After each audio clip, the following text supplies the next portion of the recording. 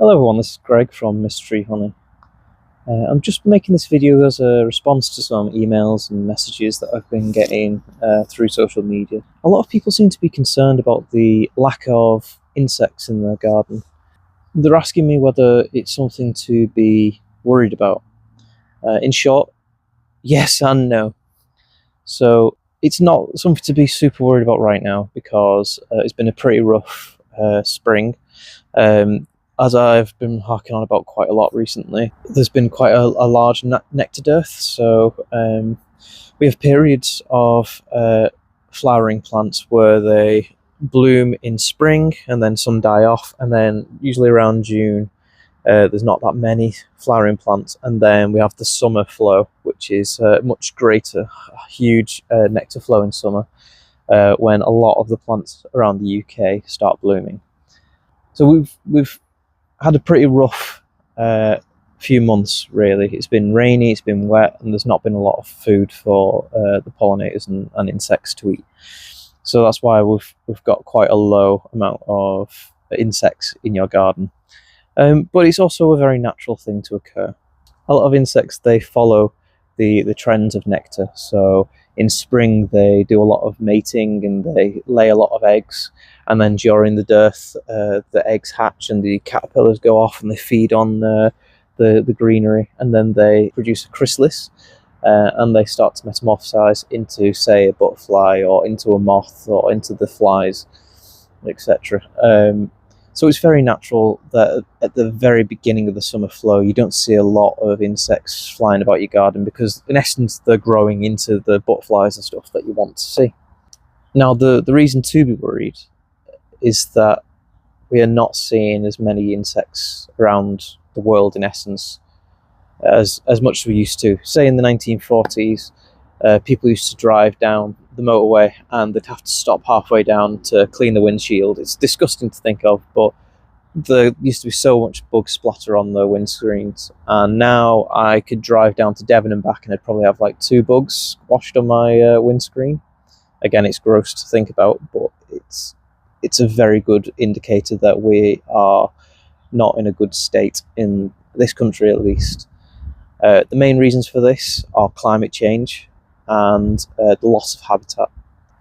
We are building homes on green belts. In Rainford at the moment, there's this big thing about the fact that they're building hundreds of homes on the green belt.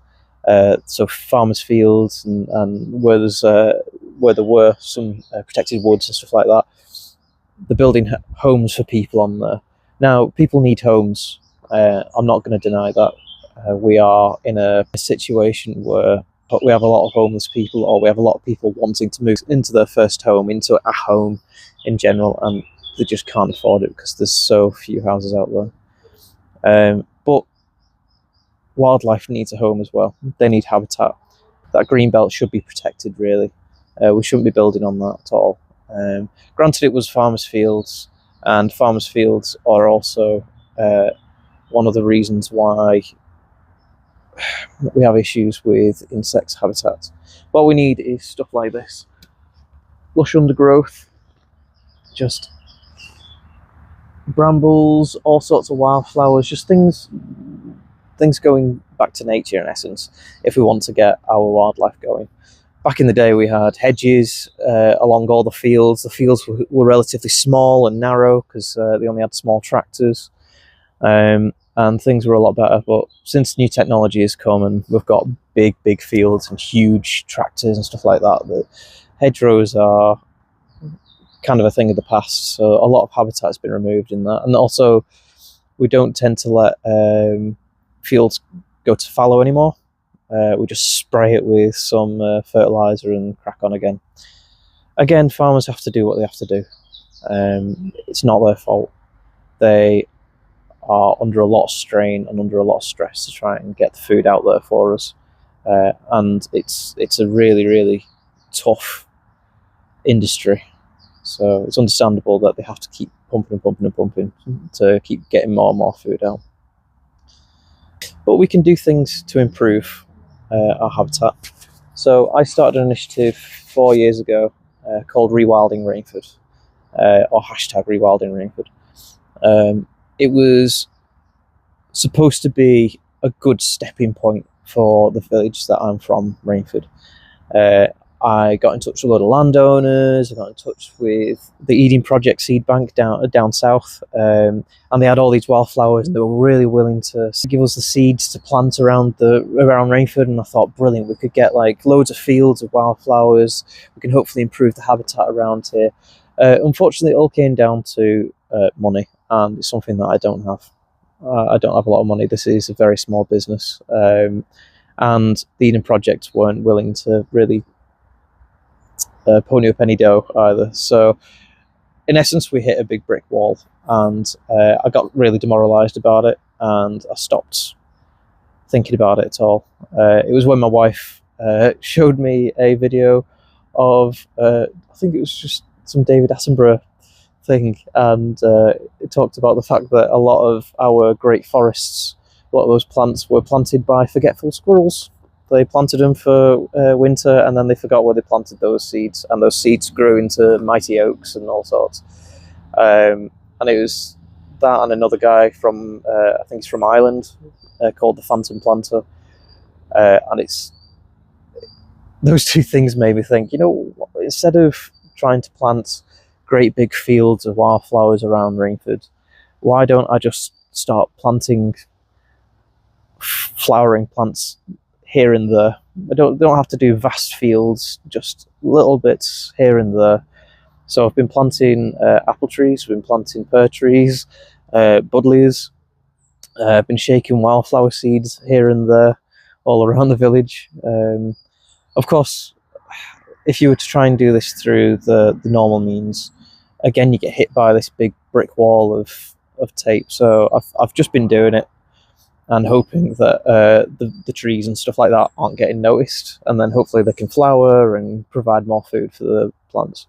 So although I really do believe that we need to try and push our government, especially this new government, today is the 5th, so it's election day and Labour have just got in.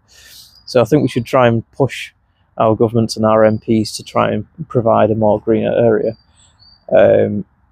I think that a lot of us could probably make a big difference just on our own by just going out there and just plant something. Just if you've got cuttings or something or other and it's growing well and you've got no room in the garden, just go for a walk. Go for a walk with a trowel, dig a hole, plant it, and just carry on. And then hopefully it won't get noticed by anyone, and it'll grow into something that's lovely and flowering, and it'll help feed some animals. Another thing that I'd suggest is, we all know about No Mow May. No Mow May is because May is the last month of the spring nectar flow. In essence, what we're doing when we do No Mow May is that we're allowing insects to gather as much of the nectar as possible before the dearth, and there's no nectar flow anymore. We're allowing them to build up stores ready to weather that dearth. But I think we should also do a No Mow June and No Mow July, just because after such a horrible dearth that we've been through, I've lost a few bee colonies and they're managed. So feral colonies must be really struggling at the moment as well. What we should do is do a No Mow June and No Mow July, because those wildflowers, those dandelions and other daisies and stuff like that that pop up in your lawn, they're vital food for foragers, for pollinators, and for all sorts of insects. The long grass is perfect for butterflies and all sorts of moths and stuff like that to lay their eggs. It's just, I think that they need that extra boost after a horrible dearth like we just had. Anyway, I thought I'd give my 2 cents, and I hope you're having a very good day. I hope you're safe and I hope you're well. Right, goodbye.